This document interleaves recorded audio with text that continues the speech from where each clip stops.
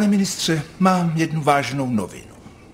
A jakou? Souvztažnost, s níž jsem potenciálně hazardoval, jež nepostrádala jistý element reciproční utilitárnosti a snad i občasnou satisfakci, dospěla nyní až do bodu nezvratné separace a bohužel je blízka politování hodné definitivní terminace.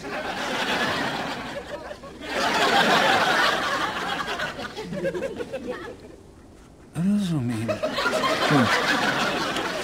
Tady můj život končí. Cože? Přišel čas, kdy člověk musí přijmout, co mu osud uchystal, kdy musí odejít. Proboha ne.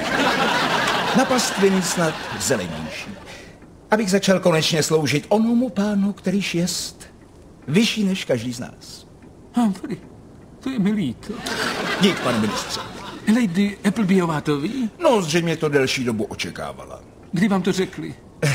Dnes odpoledne. Kolik času zbývá? Jenom pár týdnů. Proboha. No, aspoň své věci mohu uspořádat. Bože, Humphrey, vy jste tak strašlivě statečný. Samozřejmě trochu strach mám. Člověk se vždy poněkud děsí neznámého, ale mám pevnou víru, nějak to překonat.